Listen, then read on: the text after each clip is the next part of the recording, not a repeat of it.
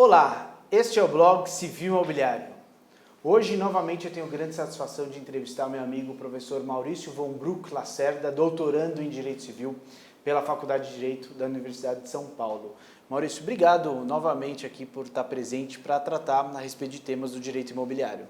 Alexandre, mais uma vez um grande prazer estar aqui com vocês e tratando de temas tão relevantes aí para o direito civil e para o direito imobiliário em especial, né?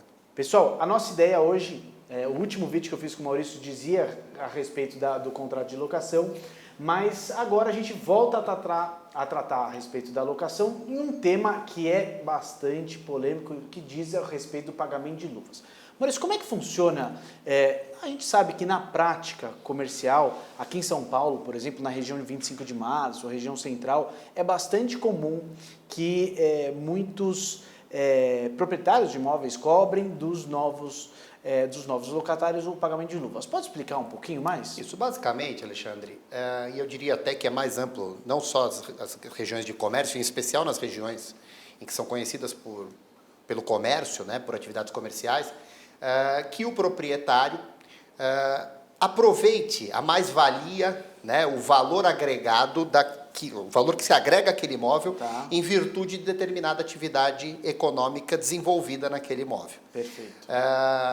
Um paralelo que eu posso tratar, onde isso se justifica de forma inquestionável, seria os shopping centers, ou seja, o proprietário, o empreendedor do shopping center, tem no próprio clausulado de um contrato de shopping center, você vai encontrar a res esperata, Sim. que no fundo seria guardadas as particularidades, mas o que se transpõe aí para o comércio de rua com a figura das luvas, Perfeito. Ok? Então é muito comum que se cobre no começo do contrato de locação, e aí é um ponto polêmico que se coloca posteriormente, mas que está relativamente pacificado, da impossibilidade de se cobrar as luvas no momento da renovação do contrato, certo. Por força da vedação do artigo 45 da Lei do Inquilinato, Sim. que seria um obstáculo à renovação. Claro. Mas, portanto, no começo, acaba preponderando, obviamente, a ideia da autonomia privada e, portanto, os proprietários, na negociação que fazem com potenciais inquilinos, novos inquilinos que explorarão a atividade comercial naquele imóvel, eles cobram um valor significativo, além do valor do aluguel,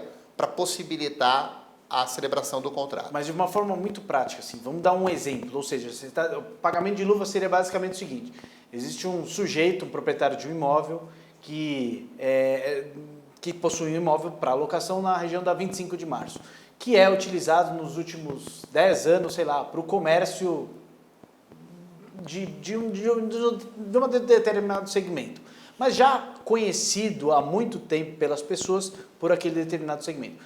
Quando da extinção do contrato com o antigo locatário, o novo locatário, portanto, que pretende ingressar no imóvel, ele vai pagar um pagamento de luvas justamente por isso.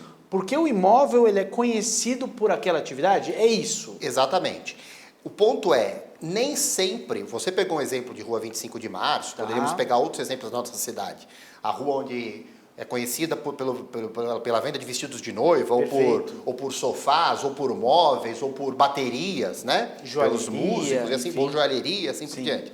Quando você pega esses exemplos, nos parece mais natural que o proprietário cobre esse valor de luvas, porque efetivamente o que atrai muitas vezes a clientela é a localização do imóvel. Certo. E certamente, se o locatário fosse estabelecer-se, né, para o desenvolvimento da sua atividade econômica em uma rua desconhecida, que não é própria que não se destina a essas atividades econômicas em especial, ele teria maior dificuldade. Portanto, essa mais-valia, esse valor agregado ao imóvel, me parece até mais justificável do ponto de vista do proprietário. Perfeito. O que me parece questionável, eu chamo aqui a reflexão, inclusive até andei pesquisando recentemente o tema e me deparei com um acórdão interessante do Superior Tribunal de Justiça, embora não tão recente, naquelas situações em que nós temos um determinado estabelecimento comercial já há alguns anos em determinado imóvel, e não numa rua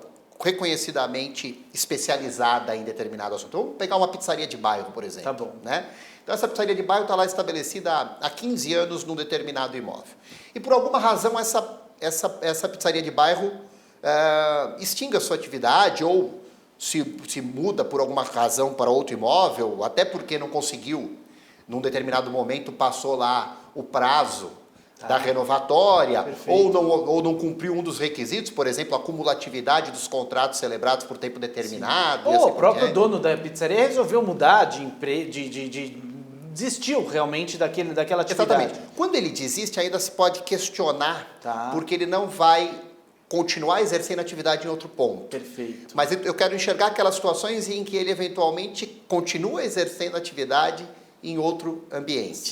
Certo? Entendi. Muito bem. O que acontece nessas situações? Ele não realiza, como conversamos no passado, né, um contrato de trespasse, ou seja, ele não aliena o estabelecimento para outro, ele simplesmente não vai mais exercer atividade econômica naquele lugar. Certo. Mas eventualmente quer continuar exercendo em outro lugar. Acha um imóvel compatível com a sua atividade numa rua paralela àquela onde funcionava inicialmente.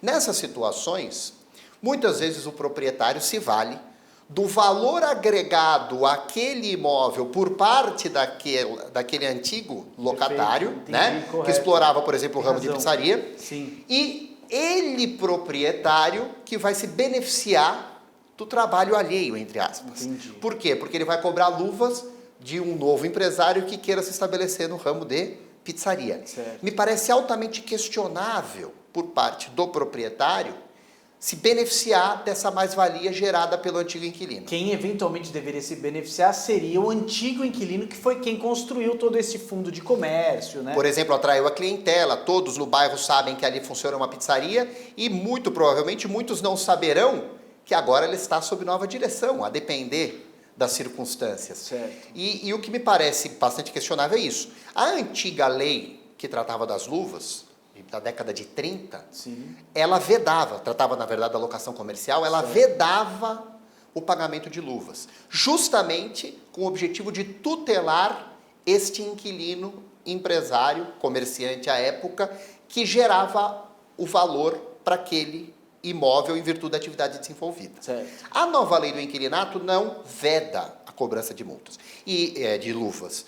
E, naturalmente, por conta dessa ausência de vedação, sabemos que nas relações jurídicas de natureza privada, onde a lei não proíbe, se permite. Portanto, acaba prevalecendo, inclusive com precedente do STJ de 2002, de que no contrato inicial as partes são livres para pactuarem o pagamento de luvas. Perfeito. Por que eu disse que encontrei até, me preparando para essa nossa conversa, um outro precedente que não é tão recente, mas em que a questão foi colocada, em que o inquilino, em certa medida, ele pleiteava uma indenização, o antigo inquilino pleiteava uma indenização em face do proprietário, em virtude de ter perdido a possibilidade de explorar a sua atividade comercial naquele imóvel. Certo. E o STJ entendeu, olha, diferentemente da antiga lei das locações comerciais, Certo. que vedava as luvas, a nova lei não faz isso. Ela prevê situações específicas, lá no artigo 52, no parágrafo 3º, por exemplo,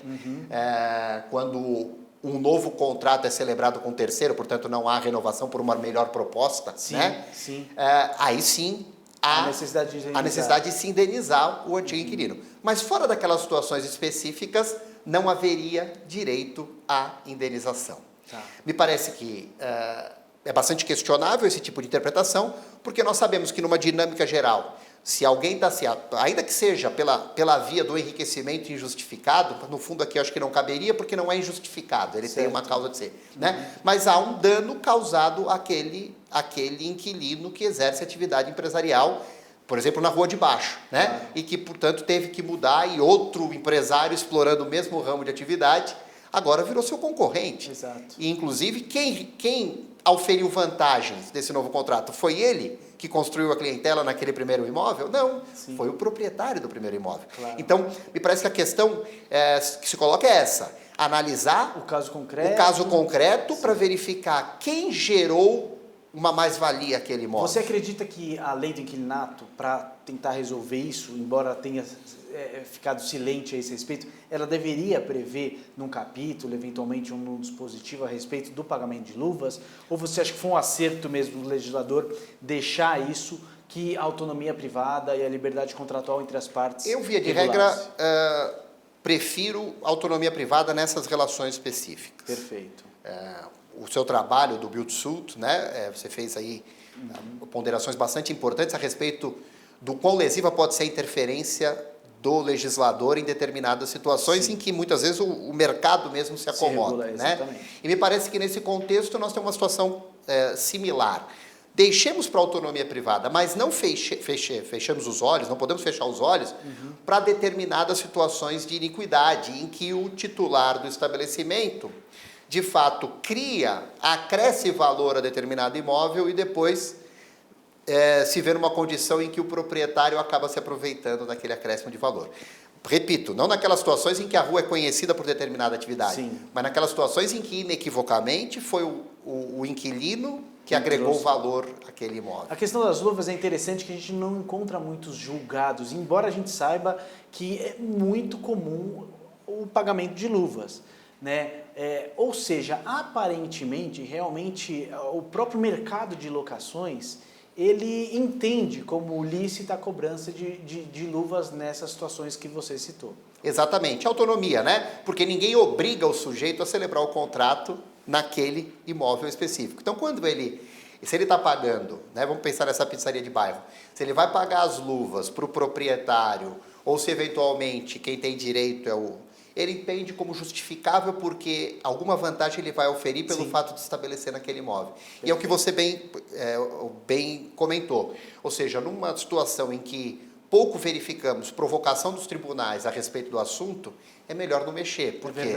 Porque o mercado está relativamente acomodado. O que me parece, talvez, a título de reflexão, é possível, né, pensarmos em alguma solução nessas situações específicas que, confesso a você, me incomodam. Perfeito. Maurício, queria de novo agradecer a sua entrevista. A gente tem pouco trabalho acadêmico a respeito de luvas, poucos julgados, de modo que eu acho que esse vídeo ele é muito esclarecedor e eu estou totalmente de acordo com o seu posicionamento nesse caso. Muito bem, muito obrigado mais uma vez, Alexandre, por me receber. É um grande prazer estar aqui no Bloco Civil Imobiliário. Muito obrigado. Obrigado.